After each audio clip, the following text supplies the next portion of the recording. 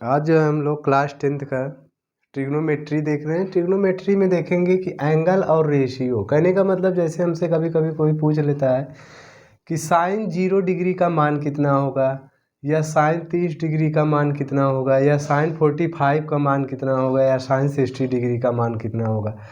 तो एक तो हम लोग क्या करते हैं कि रट के याद करते हैं, जिससे हम लोग कुछ दिन इसको याद किए रहते हैं फिर भूल जाते हैं। इससे जो है हम लोगों को दिक्कत होता है।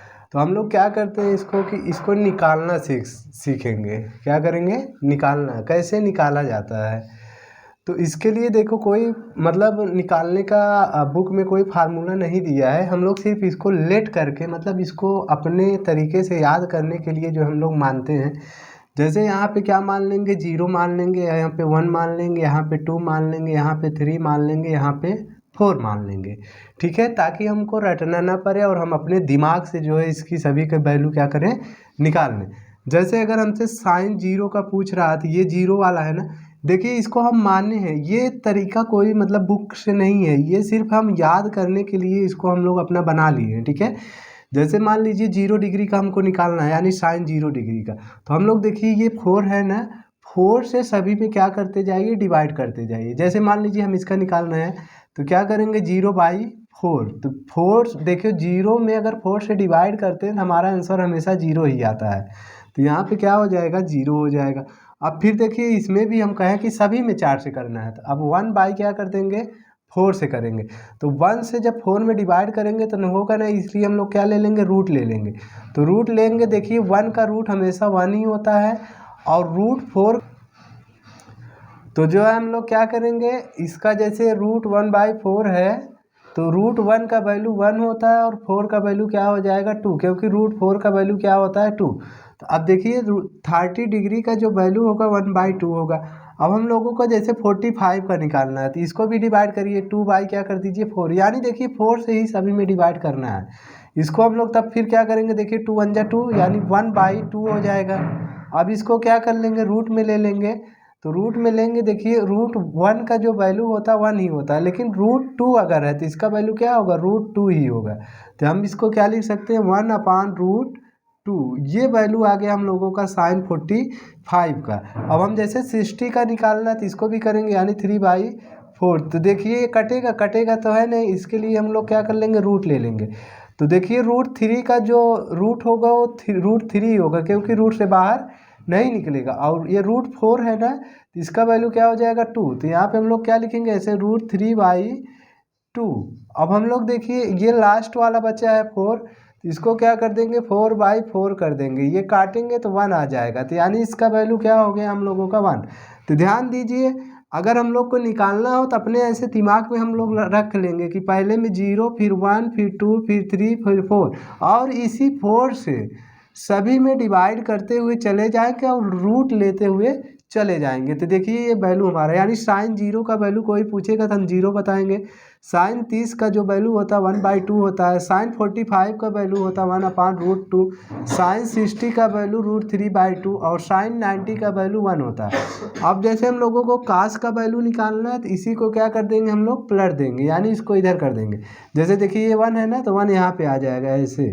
और ये देखिए √3/2 है तो यहाँ पे आ जाएगा। ठीक है, और उसके बाद ये 45 तो यहीं पे रहेगा, और ये कहाँ चला जाएगा? वहाँ पे चला जाएगा। फिर उसके बाद और ये 0 जो है हम लोगों का कहाँ आ जाएगा? 90। यानी अगर हमसे काश 90 का वैल्यू कोई पूछेगा तो हम क्या बताएंगे? 0 होता है। अब बात करते हैं देखिए tan का। तो tan थीटा का निकालने के लिए एक हम लोग फार्मूला जानते हैं, जो कि आपको जब फार्मूला बता रहे हैं तो वहाँ पे बताए थे। तो देखिए कैसे हम बता रहे हैं, ये इसका भी तरीका है कैसे निकालेंगे हम लोग। तो यानी tan थीटा इक्वल टू क्या होता है? Sine theta upon cos theta. तो जैसे देखिए tan 0 का वैल्यू निकालना है हम लोगों को, तो tan 0 में देखिए यानी कास 0 का साइन 0 का वैल्यू क्या है? देखिए 0 है, और कास 0 का वैल्यू देखिए क्या है? 1 है। तो 1 से किसी भी देखिए 0 में किसी नंबर से डिवाइड करने पे हमारा वैल्यू क्या आता है? 0 आता है। तो यानी tan 0 का वैल्यू जो होगा वो क्या आ जाएगा हम लोगों का? 0 आएगा। लेकिन अगर हम लोगों को tan 30 का वैल्यू निकालना है तो देखिए tan 30, अब देखिए फार्मूला यही है, तो tan 30 के नीचे देखिए 1/2 है साइन का, और कास का क्या है √3/2। तो फार्मूला देखिए यही है, यानी हम लोग क्या निकाल रहे हैं tan 30 का वैल्यू। तो tan 30 में अब देखिए इसी के नीचे यानी साइन का देखिए, क्योंकि साइन अपान कास होता है, तो इसका वैल्यू देखिए 1/2 है साइन का, और कास का क्या है देखिए √3/2। तो इसको यहाँ पे ऐसे हम लोग लिख देंगे। अब देखिए कितना बटा हुआ है, 1 2 3 4, तो ये ऊपर चला जाएगा, कहने का मतलब ऐसे 1/2, और ये पलट जाएगा तो 2 ऊपर जाएगा, और ये √3 नीचे है, ये कैंसिल आउट हो गया। तो यानी क्या हो गया 1/√3। तो ये वैल्यू यानी अगर नहीं दिख रहा होगा तो यहाँ पे लिख दे रहे हैं, यानी 1/√3। तो इसका वैल्यू हम लोगों का क्या आ गया, यानी tan 30 का वैल्यू जो होता है 1/√3। अब फिर हम लोग बात करते हैं किसका, 45 का। तो यानी tan 45 का वैल्यू कैसे हम लोग निकालेंगे, इसको भी देख लेते हैं। तो tan 45 में देखिए साइन का देखिए, यानी साइन ऊपर है ना, तो साइन का वैल्यू देखिए 1/√2 है, और कास का भी वैल्यू देखिए 1/√2 है। तो देखिए ये पलटेगा ये भी, तो यानी 1/√2, और ये एकदम ऊपर चला जाएगा √2/1। देखिए √2 से √2 कैंसिल हो गया, 1/1 से डिवाइड करेंगे तो 1 ही आएगा। तो यानी इसका tan 45 का वैल्यू क्या होता है 1 होता है। फिर हम लोग 60 का निकालेंगे, tan 60 का। तो इसके लिए भी देखिए tan 60 के नीचे देखेंगे, यानी sin 60 और cos 60।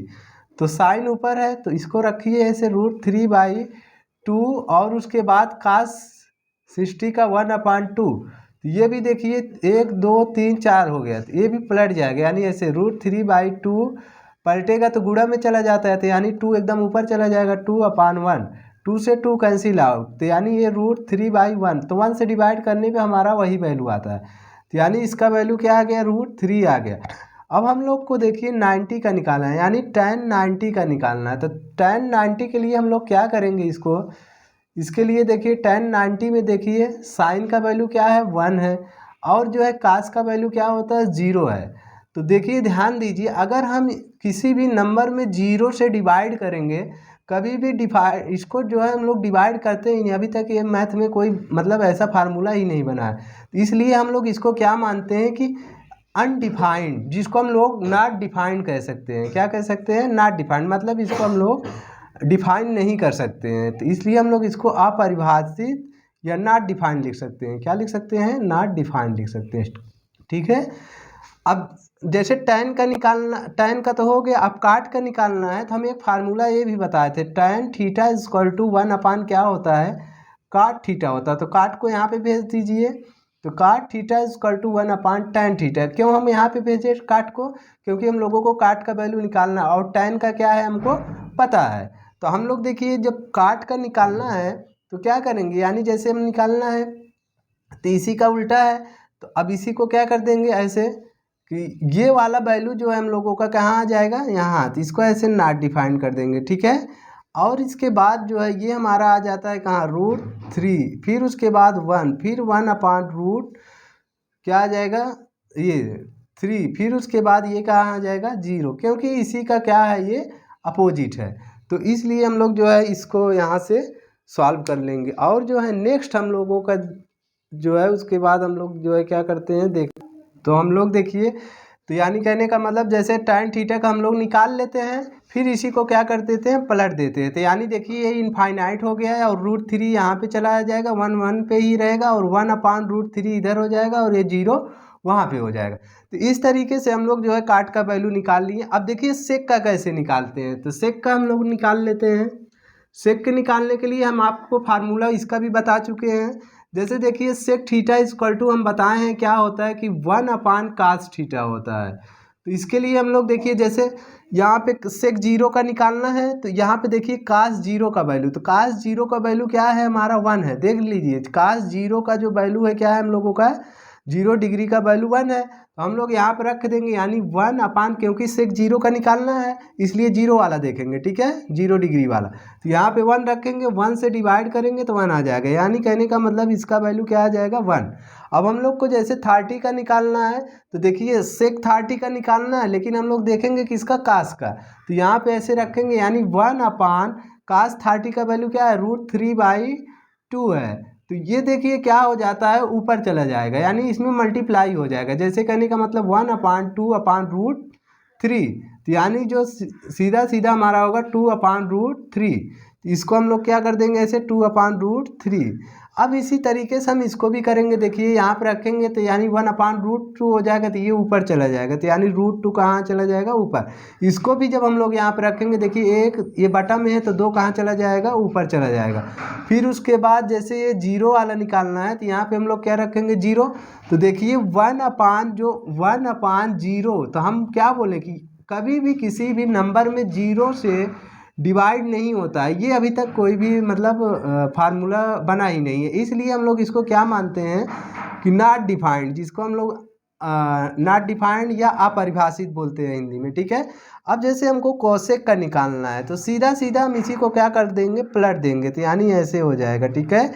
कोसेक इसका वैल्यू ये हो जाएगा और ये 2 हो जाएगा, फिर √2 हो जाएगा, फिर 2/√3 और उसके बाद 1।